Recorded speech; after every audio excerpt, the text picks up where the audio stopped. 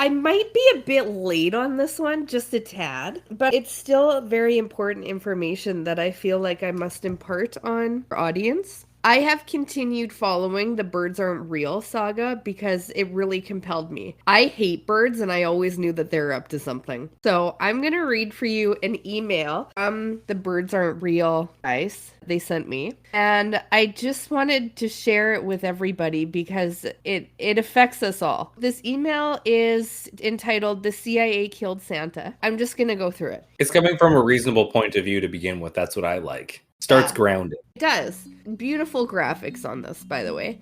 And it says, "Why Christmas is so problematic," brought to you by Birds Aren't Real. I'm just going to explain the whole pictures to you. So we have a U.S. Air Force airplane flying over a hill with grave markers on it. The crosses say Cupid, Dasher, Rudolph, Vixen, Comet. Right, this is about Christmas, if you didn't gather that. So that's why I said it's a bit late. So it says the U.S. government has killed reindeer. And the government dropped poisonous toxins to kill the real birds for drone replacement. They accidentally killed Santa's reindeer in the process. Santa is the local nickname for a man named Kris Kringle from Montana in the 60s.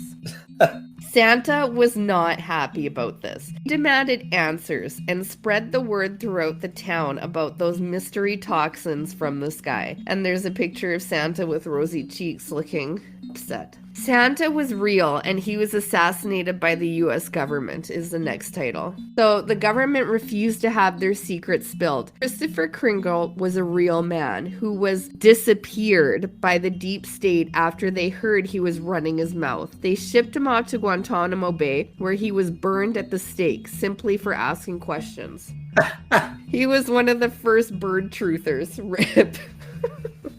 Christmas is a scum garbage holiday, and it gets worse. 12 Days of Christmas is a government brainwashing song. In the song, half the days are about birds no one has ever seen. Turtle doves, partridges, French hens, etc. What do these have to do with Christmas? Why do we carol so blindly? Christmas makes you dumb. Christmas was introduced to the public as a way of lowering the collective IQ so that bird robots would be accepted easier. So then there's a nice infographic chart showing the year that Christmas was introduced. So the 1950s, 1960s. That was the year Christmas was introduced. There's a peak in intelligence in between 1960 and 70. And so then Christmas really takes off and you see it just plummet now. And that's intelligence. It's down. Okay. Next heading. Think about it. Christmas doesn't make sense. Sitting around a pine tree in our house eating candy out of socks that we nailed to our fireplace, talking about a man in our chimney saying nonsense like ho ho ho and fa la la la la. What does that even mean? They want your brain soft. And there's a picture of carolers there. And there's an arrow pointing at them that says, in any other context, this behavior would have you institutionalized. It's a fair point. So, all in all, this information is sponsored by Coca-Cola. Coca-Cola, official beverage of Birds Aren't Real. And then you can go to their website to buy some activism gear. But not Coca-Cola. No, not Coca-Cola. No, you have to go to Santa to get the Coca-Cola because he sells it. Exactly. He does sell it. He's the #1 supplier of Coca-Cola. And that's the very belated update that I have for you today. Well, with that, I think you should all go look at birdsaren'treal.com, right? Yes. And sign up for their newsletters. Sign up for their newsletter because apparently it has some great information like that. It has really great information. And we should get on with the episode. Okay, let's do it. From the unexplained to the mundane, come join us on a journey to the fringe.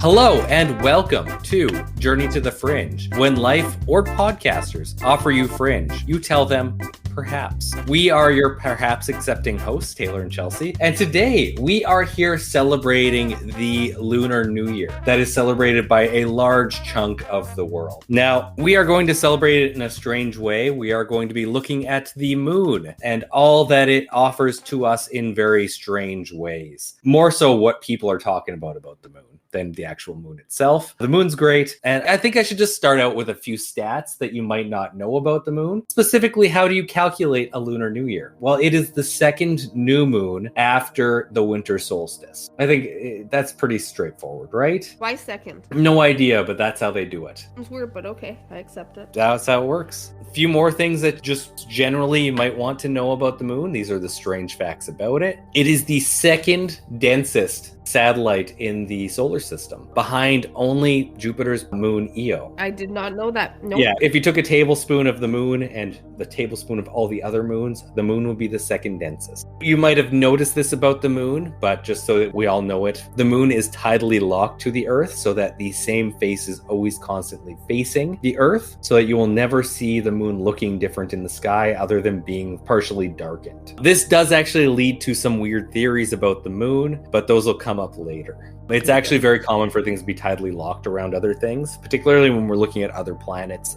in faraway solar system. One thing I found weird is that the moon's actually not as bright as you think it would be. It's about the color of an old asphalt road. It just looks very bright because it is reflecting the sun off of it. Oh, that's weird. Like a grayish color? Yeah, like a mid to dark gray. And this just has to be said because there might be people out there, and it'll come up later again. The sun and the moon are not the same size. The moon is about 400 times smaller than the sun. However, the sun is about 400 times further away from the Earth than the moon is. Therefore, when they cross in the sky, they seem to be about the same size. I'm sorry, do people really think that they're just... We're going to talk about that later.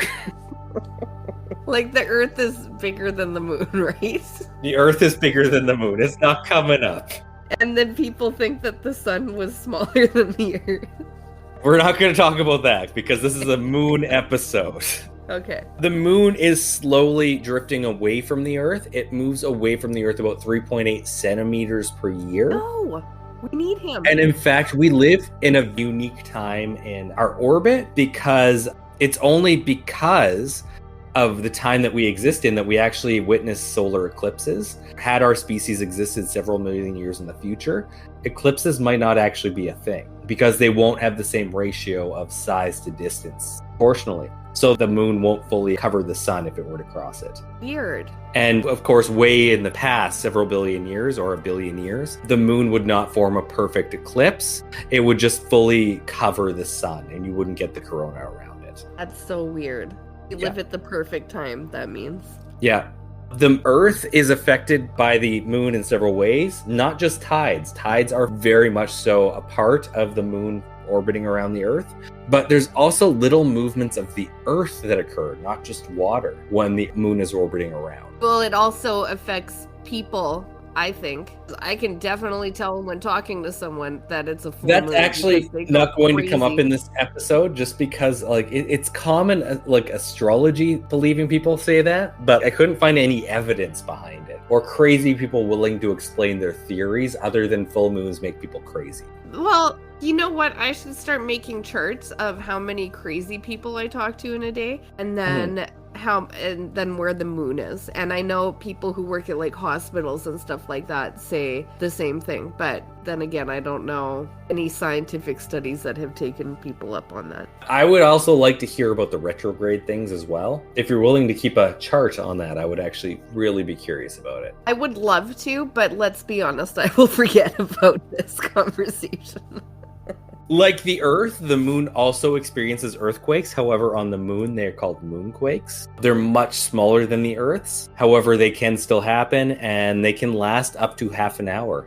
And there is water on the moon. This is in the form of ice trapped within dust and minerals on and under the surface. It has been detected on areas of the lunar surface that are in permanent shadow and are therefore very cold, enabling the ice to survive. The water on the moon was likely delivered to the surface by comets. That's interesting. And I just need to go back to the earthquakes for a second. Does the moon have tectonic plates? I believe so. Caused by gravitational influence. Okay. Unlike quakes on the Earth that last only a few minutes, it doesn't say on this. I just wanted to say there are moonquakes. I don't know what causes them. Okay. I'm not sure if they have tectonic plates or not. It could be Mongolian death worms. It could be. Or what are the ones in Beetlejuice called? Sandworms? Sandworms? Yeah, The ones in Tremors, which I can't remember. Are those sandworms too? maybe. Oh, what are those called? They're not called tremors. Might be. They might be called tremors. Okay, that's all I had to say. Okay, but those are like my main things that I need to talk about. A couple more I just wanted to say. These are not from stats or anything. They're just things that I remember from the past. And I've learned, and I feel like aren't common knowledge that we should talk about. If a moon has a moon orbiting around it, that is very theoretically possible. Do you know what it's called? Moon squared. A moon, in fact. Same thing. And if it had a moon, it would be called a moon. That is scientific reasoning behind that. And when you're seeing the moon in the sky, it can appear any time of the day. Surprisingly, even I know when you see it during the day. When you see its shadow, it is not the Earth's shadow reflecting off of it or on the moon. It is simply telling you where the sun is in reference to the moon, and the shady part is the furthest away from the sun. Oh, I always thought it was the Earth. It's a good one. Yeah, I know. That threw me off too. That's literally all you're seeing. If you see only a sliver of the moon, then that means the sun is really far away on the opposite side. Because there is, in fact, no dark side of the moon. There is only the far side of the moon that never sees us. Because it gets sun all the friggin' time. Oh, light side of the moon.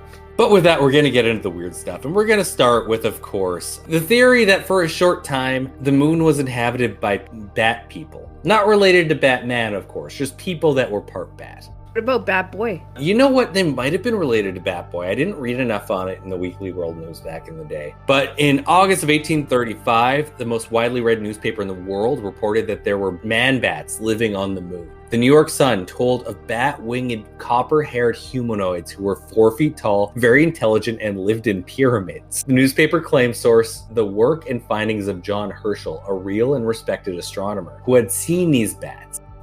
From his 7-ton telescope he had transported from England to South Africa. 7 tons. This was not true in any way, but it didn't stop people from freaking out, and including a committee of Yale scientists who went in search of Herschel's research to learn more themselves to see if this was correct. It took a full month before the New York Sun admitted it was a hoax, and it tended to be satire and a comment on science relationship to religion. This was dubbed the Great Moon Hoax, and it actually increased the newspaper circulation. The Great Moon Hoax. As Yep, if it was not the regular moon hoax. Yeah. I couldn't find the regular moon hoax. The greatest moon hoax of all time. I always love thinking of these places of things that they're like, man, we just gotta come up with a plan because otherwise we're all fired. And the guy being like, I know. It'll be the greatest moon hoax of all time. I always think of that with like the fart toys that are out there for kids. And it's like, we gotta come up with a new toy for Christmas or we're all fucked. We're not gonna get our bonuses. We're gonna be out in the streets. Our families are gonna be like so pissed at us. It's like, I got it. The fart machine. The same thing in my mind. Yeah, pretty Things much. that are gonna save the day. That is constantly what the marketing or directions team's meetings are like. Yeah. Constantly on the ideas verge that of being save the fired. day.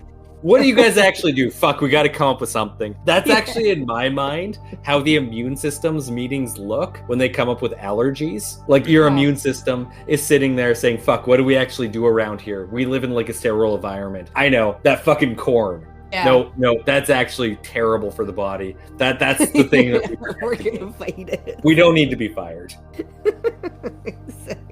That is the same thing. It's like the greatest moon hoax of all Fucking time. peanuts. Everywhere dangerous, they kill us, we gotta stop them. Must be stopped with that fucking moon. There's bats on it. Yeah, which leads us, of course, to why would people actually go to the moon? We apparently did in the 1960s, but there's bats there, so who would actually want to go there? Actually, about 5% of the American population thinks that the moon landing was a hoax. Yeah. All of them, I guess, because I don't know why you would think the first one was a hoax and not the next, but I've never actually seen it worded as, do you believe we've never been to the moon? Just the moon landing was a hoax. Yeah. I mean, there's bats there, so That's the greatest moon information of all time. This dates back to like the 1970s. It kind of goes right when it happened in ways we're going to talk about. The real big push for like the moon landing was a hoax kind of comes up in the 1970s. An early and influential book about the subject of a moon landing conspiracy was called We Never Went to the Moon, America's $30 billion Swindle. It was self-published by Bill Casing, a former U.S. Navy officer with a Bachelor of Arts in English. This comes from Wikipedia, so they're really foreshadowing here. Despite having no knowledge of rockets or technical writing, Casing was hired as a senior technical writer in 1956 by Rocketdyne, the company that built the F-1 engines used for the Saturn V rocket. He served as head of the technical publications unit at the company's propulsion field laboratory until 1963. The many allegations in Casing's book effectively began discussion of the moon landing as being faked. The book claims that the chance of a successful crewed landing on the moon was calculated at 0.0017%, and that despite close monitoring by the USSR, it would have been easier for NASA to fake the moon landing than to really go there. That's kind of the big part, the USSR thing, because they've been in space for a long time. And in 1980, the Flat Earth Society accused NASA of faking the landing, arguing that they were staged by Hollywood with Walt Disney sponsorship based on a script by Arthur C. Clarke and directed by Stanley Kubrick. Yes, I've heard Stanley Kubrick. Kubrick always comes up with the moon landing. It's so weird. It does. Folklorist Linda Dagg suggests that the writer-director Peter Hyams filmed Capricorn 1, which shows a hoax journey to Mars in a spacecraft that looks identical to Apollo craft, which have given a boost to the hoax's theory's popularity in the post-Vietnam era. Dagg sees a parallel with other attitudes during the post-Watergate era, when the American public were inclined to distrust official accounts. Dagg writes, quote, "The mass media catapult these half-truths into a kind of twilight zone where people can make their guesses sound as truths. Mass media has a terrible impact on people who lack guidance." And in A Man on the Moon, first published in 1994, Andrew Chaikin mentions that at the time of Apollo 8's lunar orbit mission in 1968, similar conspiracy ideas were already in circulation. So these have been going on for a long time. There's a lot of different reasons why it was hoax, but most people point to a few things that they show that it's hoax, and we're going to go over those. So first off, it's the photographic and film oddities that people see. So they brought back film and video, so of course there's problems with that. And we're not going to go over the myth busting on it. In fact, there's an episode of the Mythbusters going over most of these that I think is actually great. Yeah, I've seen it. One is that the crosshairs that are on the film are sometimes rotated or in the wrong place. The quality of the photographs is implausibly high. There are no stars in any of the photos. The Apollo 11 astronauts also stated in post-mission press conferences that they did not remember seeing any stars during extravehicular activity. Conspiracists contend that NASA chose not to put the stars into the photos because astronomers would have been able to use them to determine whether the photos were taken from Earth or the Moon, by means of identifying them and comparing their celestial positions and parallax to what would be expected for either observation site. The angle and color of shadows are inconsistent. This suggests that artificial lights were used. There are identical backgrounds in photos, which according to their captions, were taken miles apart. This suggests that a painted background was used. The numbers of photos taken is implausibly high, up to 1 per 50 seconds. The photos taken contain artifacts like the seemingly matching seas. There's a rock that apparently has a C on it, and people believe, oh, this is clearly a prop because it has lettering on it. So they're supposed to put the sea rock in the sea location. Yeah. And a resident of Perth, Western Australia, a woman named Una Ronald, said that for 2 or 3 seconds in the original broadcast of the moon landing, she saw a Coca-Cola bottle roll across the lower right quadrant of her television screen that was displaying the live broadcast of Apollo 11. She also said that several letters appeared in the Western Australia discussing the incident within 10 days of the lunar landing. I find that one hilarious and a lot closer to the Mandela effect than anything. I was just gonna say, is this the Mandela effect? Yeah, no. There appears to be hot spots in some photos that look like a large spotlight was used in place of the sun. Next up, who filmed Neil Armstrong stepping onto the moon? Nobody knows. Of course, all of those are actually very easily answered, except of course that one where she claims to have seen a Coke bottle, which the answer is no, you didn't, but that's really hard to argue, so. Yeah, and especially if there's only one person that's come forward saying that they saw Yeah. it. Literally no one else. People also contend this is the environmental issues of going to the moon. Astronauts could not survive the trip because of exposure to radiation in the Van Allen radiation belt and galactic ambient radiation, which is just in space. It's a highly radioactive area that some people believe would just straight up kill humans while they're going through it. Some conspiracists have suggested that Starfish Prime, a high-altitude nuclear test, formed another intense layer of the Van Allen belt too, making it even harder to get through. This also, even if humans could get through it, how could film in cameras or video cameras come back without being fogged or severely damaged through radiation? Conspiracists also say that the moon's surface during the daytime is so hot that cameras could not film without being melted. The Apollo 16 crew could not have survived a big solar flare that could have fired out when they were on their way to the moon, which no solar flares actually fired out at that time, so don't worry about that. And that the flag placed on the surface by the astronauts fluttered despite there being no wind on the moon. This suggests that it was filmed on Earth and a breeze caused the flag flutter. This would have been caused by indoor fans used to cool the astronauts, since their spacesuits' cooling systems would have been too heavy on Earth. They also believe there were mechanical issues just with the entire space exploration itself. The lunar module made no blast crater or any signs of dust scatter on its landing and therefore didn't actually land on the moon. They also say there are problems with the recordings. There should have been more than a 2-second delay in communications between Earth and the moon at a distance of 400,000 kilometers, and you don't hear that in any of the recordings. Of course, those have been edited to make them very easy to listen to, as opposed to waiting over 2 seconds between hearing what they said. And this one's actually true. There is much missing data attached to the original moon landing, including audio and video recordings, as well as missing original blueprints. Nobody does know what happened to those. It's kind of just like, it's over 60 years old, and they ran into a storage problem, so they just got lost. That one's obviously aliens, not that they faked it. And of course, death of NASA personnel. In a televised program about the moon landing hoax allegations, Fox Entertainment Group listed the deaths of 10 astronauts and 2 civilians related to the crewed spaceflight program as part of an alleged cover-up. It's hilarious that they're saying that this is to cover up the conspiracy, because there's like 40,000 people involved in every step of the actual creation of the rockets to get to the moon and getting to the moon, and they only had to kill 10 to keep it a secret. Those are the most important secret keepers. Yeah. And then this is the story behind the Stanley Kubrick involvement. So Stanley Kubrick is accused of having produced much of the footage for Apollo 11 and 12. Part of this is because he had just directed 2001: A Space Odyssey, which is partly set on the moon and featured advanced special effects. It was claimed that when 2001 was in post-production in early 1968, NASA secretly approached Kubrick to direct the first 3 moon landings. The launch and splashdown would be real, but the spacecraft would stay in Earth orbit and fake footage broadcast as live from the moon. No evidence was offered for this theory, which overlooks many facts. For example, 2001 was released before the first Apollo landing, and Kubrick's depiction of the moon's surface differs greatly from its appearance in the Apollo footage. The movement of characters on the moon in 2001 differs from that of the filmed movement of Apollo astronauts and does not resemble an environment with 1/6 the gravity of Earth. Several seasons in 2001 showed dust billowing at spacecrafts landed, something that would not happen in the vacuum environment of the moon. Kubrick did hire Frederick Ordway and Harry Lange,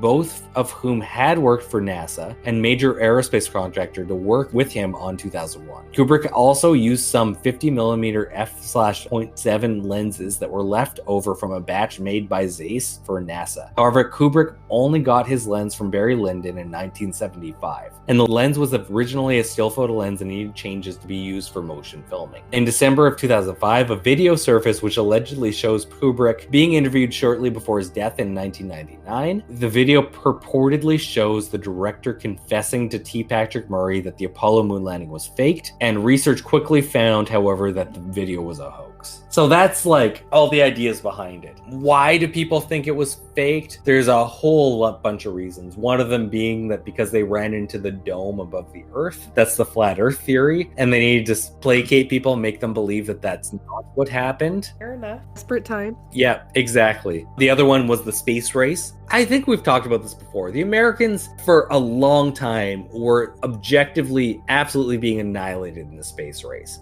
USSR was the first one into space. They got the first dog into space, the most important claim. They got the first human into space, Yuri Gagarin. They still are the only ones to ever send a probe to Venus. They did a ton of things, and the US arbitrarily decided, you know what really wins a space race? Putting a human on the moon, and then did that, and then said they won, and then they said space race over.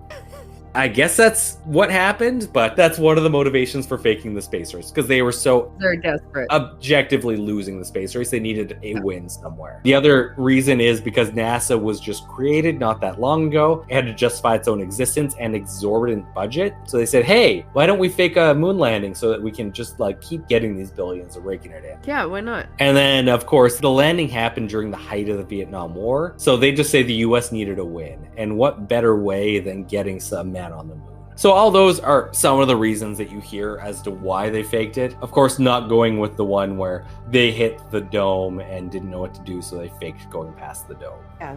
The dome being the dome over the flat Earth. Yeah, of course. And yeah, everybody had heard these stories before. NASA's heard them 1,000 times. And in 2002, NASA actually gave James Oberg, I've never heard of him before, but they gave him $15,000 in a grant to write a point-by-point rebuttal of the hoax claim. And then they realized that, wait, if there's an officially NASA-sanctioned rebuttal to the conspiracy theories, that might actually just encourage more people to believe the conspiracy theory. So they promptly canceled that idea, which I find hilarious. Yeah. So wait, you're just going to let these crazy people's ideas be justified and actually have to respond to them? Yeah, you know what? Never mind. We're not going to do that. Next up, Chelsea. Did you know there are Nazis on the moon? By moon, do you mean South America? I do not mean South America. I, in fact, mean, and I'm not talking about the great movie Iron Sky, which alleges a science fiction future where Nazis are on the moon. No, I am, in fact, talking about a book by Vladimir Terziski, which alleges actual Nazis' movement to the moon. I've never heard of this, but slightly intrigued. Is it true? Okay. Well, this comes from a book called Close Encounters of the Kugelblitz Kind.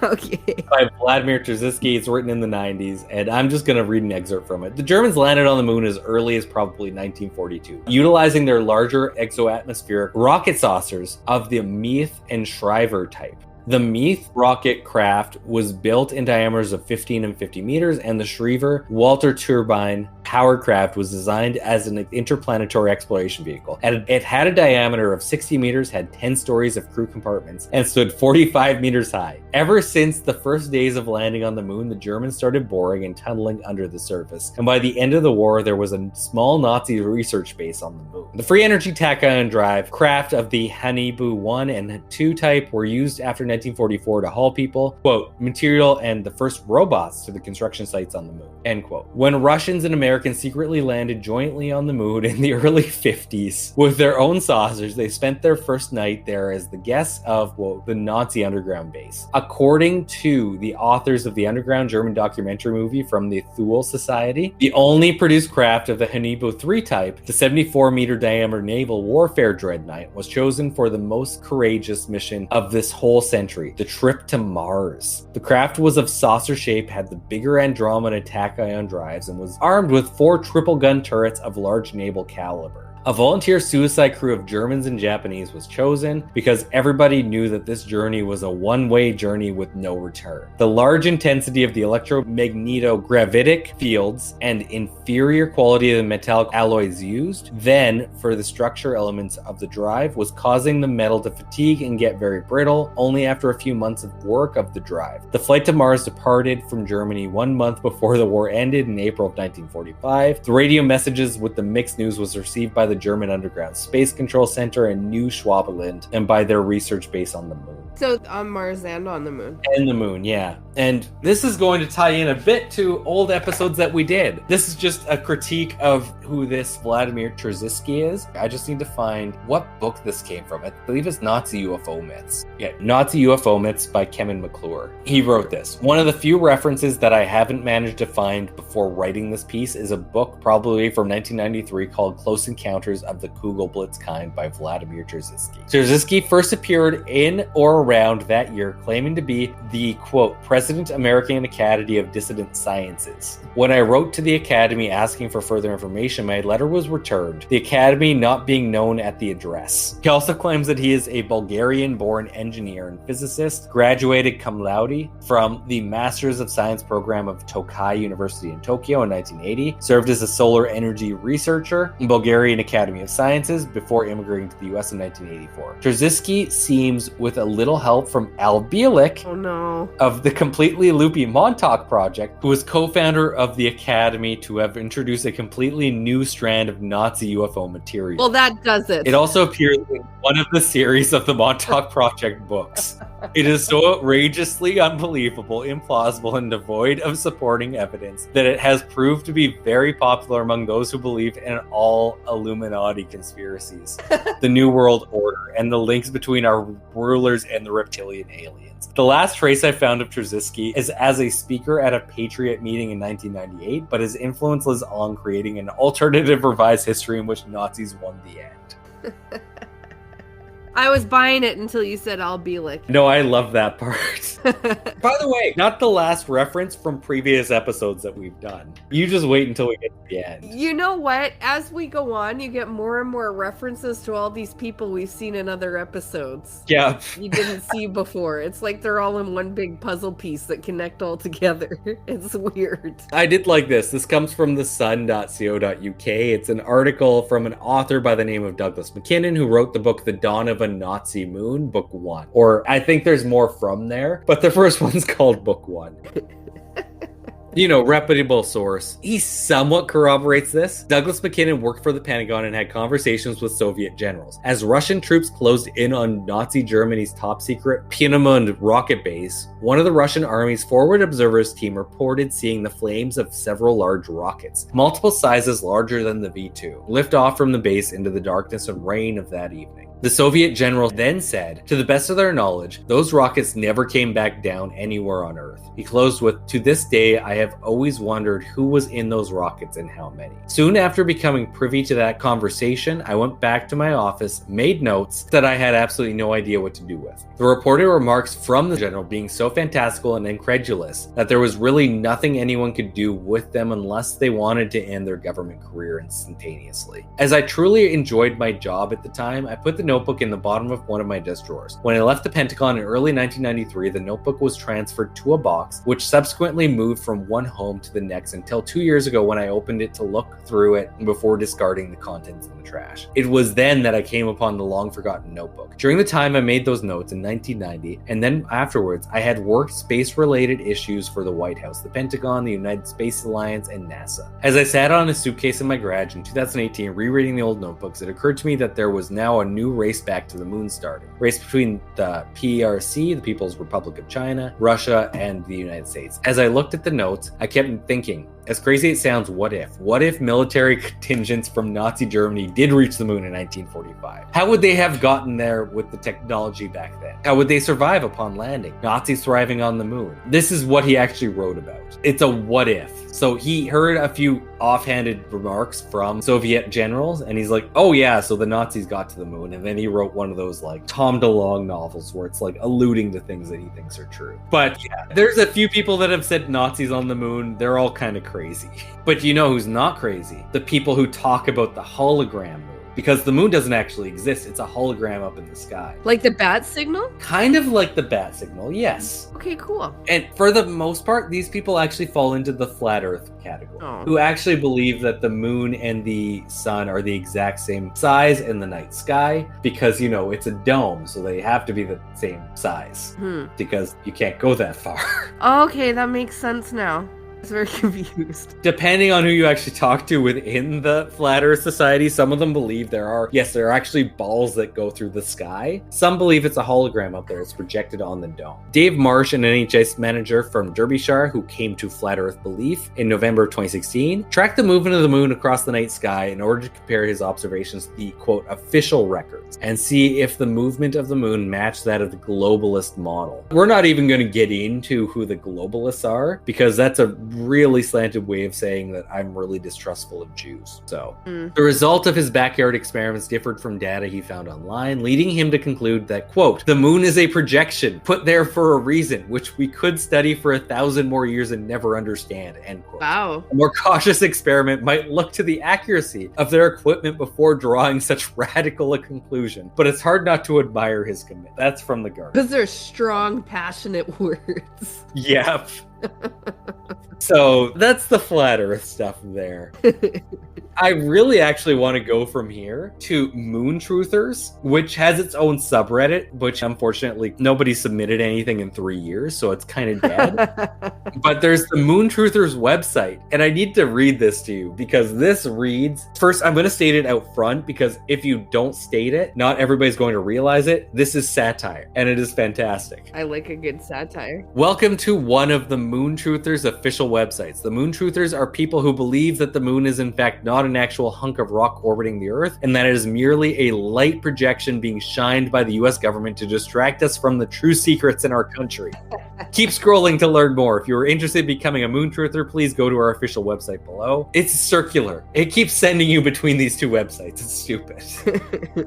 So this is what the Moon Truthers believe. The beginning. The night used to be dark, only lit by the few lamps throughout streets in 1953. People started to notice that the government were doing things a little out of the ordinary. The people of America did not agree with the government turning their backs on the citizens they were supposed to protect and govern. They caused a great rebellion known as the Truthers and started to uncover secrets, which made them more mad. The government wanted to continue to rule over brainwashed pets, so they held a fake Truther rally and released a certain gas that put them all to sleep while they set up the light in the sky to keep the American people looking up instead of around them. When they all woke up, they believed that the moon had always been there. Those who weren't affected and knew what happened were either forced to work for the government, imprisoned, or even killed. Those who escaped and knew that this all had happened made a group called the Illuminati, named after the word illumination, for the light put for the moon. I did not know that about the Illuminati. The Illuminati has shifted from what it once was, and the Moon Truthers have started the old tradition again. We have escaped imprisonment and death to show you the truth. And then they have a quick little explanation in relation to the Illuminati. The Illuminati was originally a group against the government because of the illumination of the government put in the sky. Since the group has become more of a cult and has even become a partner with the government in certain aspects. The Moon Truthers are more focused on the original idea of the Illuminati and have branched off as the way that they do things we don't agree with. We are not rivals, we are just separate.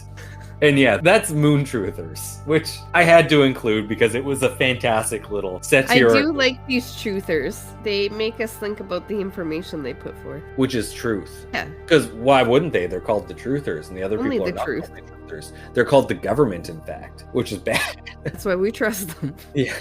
But that's enough about the hologram moon. Let's talk about the physical moon that has nothing inside. It is in fact hollow. Now, there is a theory that, first off, the moon is a celestial body. It is real, but there's nothing on the inside, and the inside actually is either a moon base or a city or something. But we don't see all that the moon is because it is hollow on the inside. Yeah, and it doesn't turn, so it's just full of mysteries on most angles. Yeah, except on the side that we can see. Yeah. But this theory kind of gets hold in the 1960s, 1970s, when seismometers were installed on the moon by the Apollo missions, and they recorded moonquakes. The moon was ascribed to ring like a bell during some of these quakes, specifically the shallow ones. The phrase was brought to popular attention in March of 1970 in an article on Popular Science. And these are tests where they deliberately push cash loads into the moon, like coming back from the moon. They said, let's just drop shit and see what happens. And they did. And they said the moon rang like a bell. On November 20th, 1969, Apollo 12 deliberately crashed the ascent stage of its lunar module onto the moon's surface. NASA reported that it rang like a bell for almost an hour, leading to arguments that it must be hollow like a bell. Sounds familiar. I've heard it before. However, lunar seismology experiments since then have shown that the lunar body has shallow moonquakes that act differently from quakes on Earth due to the difference in texture, type, and density of the planet's strata. But there's no evidence of any large empty space inside the body. Now, there may be small caves, but that's just a different thing. Yeah,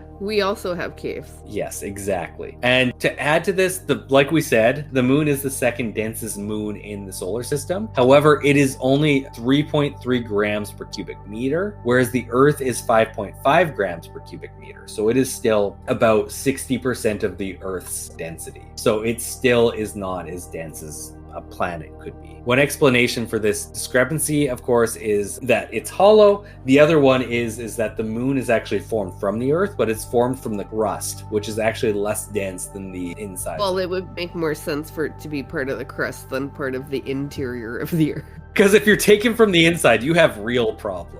Yeah, unless it was just like expelled from a volcano or something and shot out into the atmosphere. Yeah, of course, all these tests are likely done after the Nazis got there and hollowed out the inside. Of So, course. Who's to say? Who's to say at this point? And then what did the Nazis do with all the stuff from the inside of the moon? Well, that of course. Oh, they shot it out the far side. Yeah, and now it's the moon. Yeah. And that's where we get the term moon. That doesn't orbit, it just stays behind it. Yes, on the dark side, which is actually the brightest side. The far side. Yes.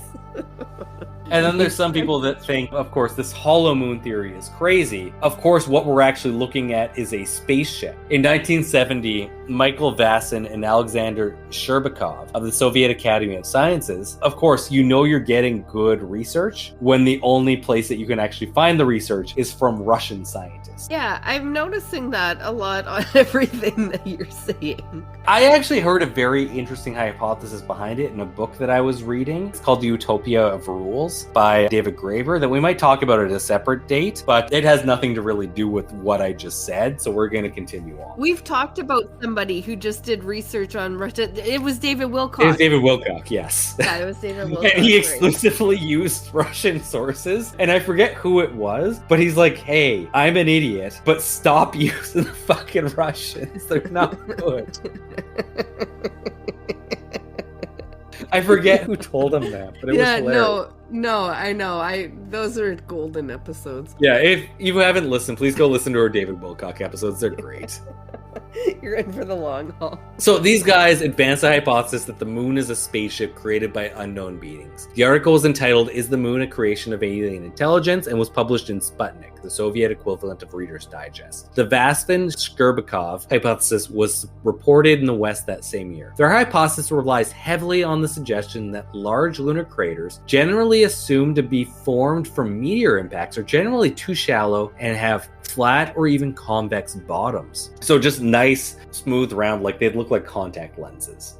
They hypothesized that small meteors are making cup-shaped depressions in the rocky surface of the moon, while the large meteors are drilling through to a rocky layer and hitting an armored hull underneath. So when you have a meteor hit, you don't actually expect like a smooth, perfect convex layer. You have in the middle a little bit pop back up, and you have like a second indentation. So that's why they're saying it was weird that they're perfectly convex. Does that make sense? After you explained it. Okay, that's what we see when they hit Earth. So that's what we expect, and they're saying that's what you see in the shallow ones, not the deep ones. Okay, well, wouldn't it be different on the moon? You would think. With no possibly. gravity? The author referenced earlier speculation by astrophysicist Josef Shklovsky, who suggested that the Martian moon Phobos was an artificial satellite and hollow. This has since been shown not to be the case. Skeptical author Jason Colavito points out that all of their evidence is circumstantial, and that in the 1960s, the atheistic Soviet Union promoted the ancient astronaut concept in an attempt to undermine the West's faith and religion. But that has not stopped people from fully believing this, and I absolutely love this website I found. It is, shoot, did I close that webpage? Where is it? Yeah, I closed that webpage. That's okay. I wrote actually down what he said. This was from a guy by the name of Scott C. Waring. I just have to say that's why you never close a webpage. Yeah, exactly, because you're going to need it eventually.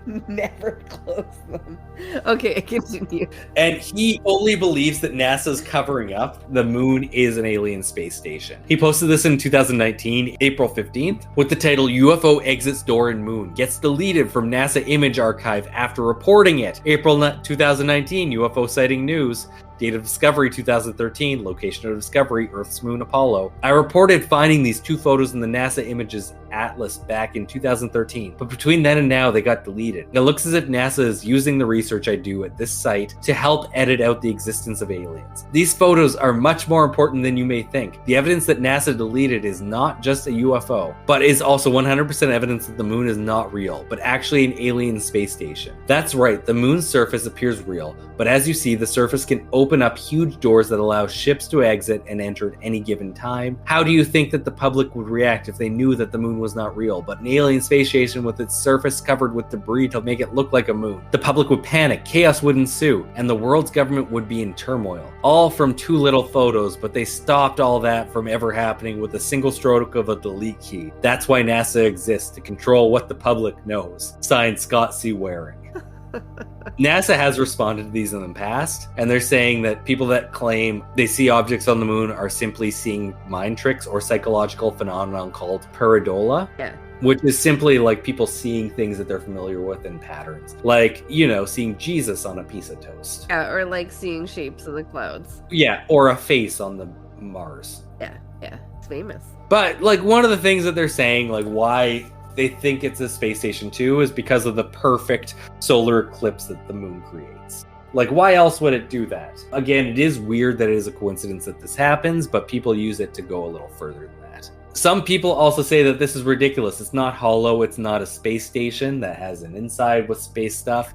It's simply that there are bases on the far side of the moon. Some claim an ancient alien civilization has made it their home, away from the prying eyes of humanity, which, if you wanted a place that's close to Earth and we can't communicate about, the far side of the moon makes a lot of sense, because it's blocked out. If you're on the other side looking at it, you can't communicate with Earth because it's on the far side. Yeah. It's blocked. But many think the truth is far more connected to mankind, a secret lunar base set up by one of Earth's superpowers. Some claim the Nazis managed to colonize and set up a base on the moon, while others insist the US is the one who has a huge complex on the far side. There are wild claims that Adolf Hitler landed men on the moon back in 1942, and a Bulgarian researcher by the name of Vladimir Trzynski, who has already come up in this episode, claims he has evidence to prove the bizarre theory. He's the one who said that the Nazis got there in the 40s. Yeah, I remember that. Does David Wilcock talk about any of these guys in his Hey, guess who we're going to talk about?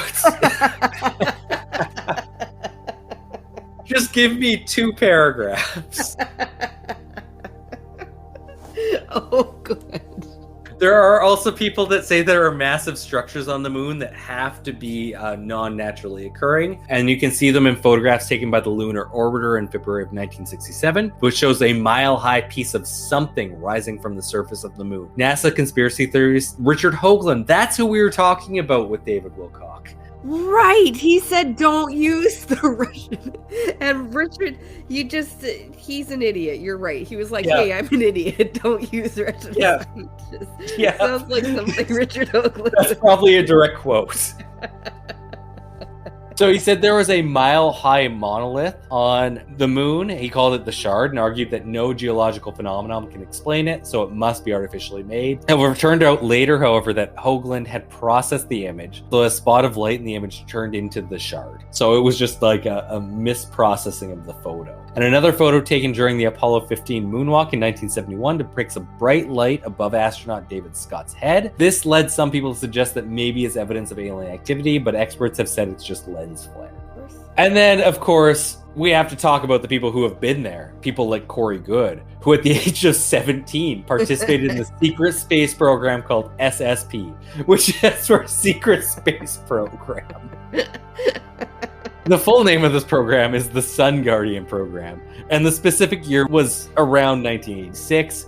In the early stages of participating in this program, Corey Goode and his buddies were trained on the human base on the moon, which of course was on the far side. And my God, both David Wilcock and Corey Goode have talked about this on episodes of their shows before. David Wilcock's, it was called Ancient Wisdoms that he had, where he talked about Corey Goode's connection to the moon bases. And then Corey Goode had a show. The one where they were held at gunpoint. It was not while they were held at gunpoint. And then of course Corey Goode and Wilcock did the Lunar Operations Command episode of a show I forgot to put the name of, which says, according to our insider, many people already live and work in bases resources embedded under the lunar surface. So this is just one integral part of 5 active space programs. Corey Goode discloses 5 secret space programs and discusses the role our moon plays in interplanetary diplomacy. Holy shit, 5? Yeah. I really like that they started off with according to our insider and then end off with Corey Goode's gonna tell us this shit. Because they knew if they started off with Corey Goode says this stuff, it's gonna be like, oh god, again. People who are listening to it love him. Yeah, this must be the most interesting human being ever to live. Like, he's done so much with the blue space. Most of those people are paying for that information. Yeah. So yeah, both Corey Goode and David Wilcock have talked extensively about the spaces on the far side of the moon that connect us with the interplanetary order. They're fucking insane. You can quote me as saying that. I don't think I'm gonna get it until you just said Corey Goode. I was like, Yeah. Nazis on the moon, okay. The bell rings, yeah. It all makes sense. And then you're like, Corey Goode. And I was like, fuck this, I'm out. And I'm just happy so many people made a guest appearance on this episode. It was great. I love it when it all comes together like this. I'm going to take it back and I'm going to end you off with just a little factoid that will make it sound a little more fun. And that is, we all know in European and Western society that there's a man on the moon. If you look at the moon, you can see the face of a man. But in Asian culture, it's actually a rabbit. No. Yeah, they see a rabbit and he's living up there with Chang'e, who was destined to be there in Chinese mythology because she stole her husband's immortality potion that he was tricked into. It's a fun story. Go look up the story of Chang'e and Hou Yi if you're looking for mythology to look at. But I think that's a good place to end, especially when we're talking about the Lunar New Year and some Chinese dabbling into the lunarness. That would be a good thing to Google for the Chinese Lunar New Year. But I feel like if I started to Google it, I would not, based on how I would phonetically spell that, bring up the story you're referring to. No, you definitely would not.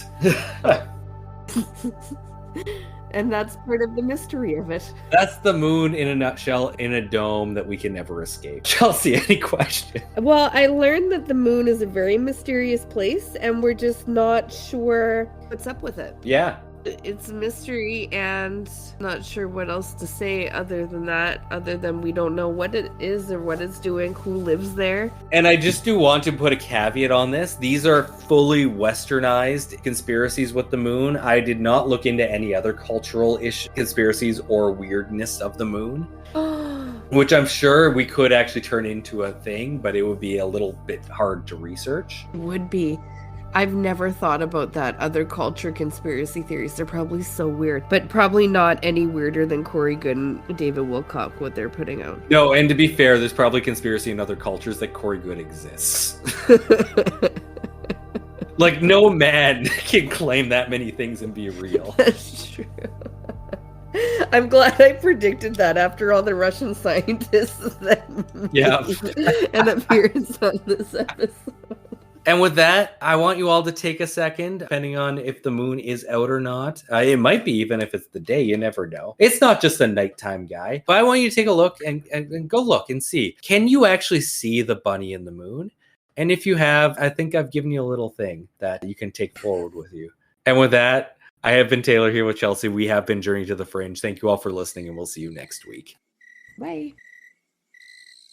Thank you for listening to Journey to the Fringe. If you have liked what you have listened to, please like, share, subscribe, or follow, depending on what venue you are listening to us through. Also, please, if possible, leave a 5-star review, as that really helps us in the algorithms. Should you wish to interact with us, please check us out on your social media of choice. I bet you we are there. And if you really want to communicate with us and give us ideas for new episodes, or tell us that we're wrong and terrible, either way, please send us an email at journeytothefringe@gmail.com. For now, I'll see you in the next episode.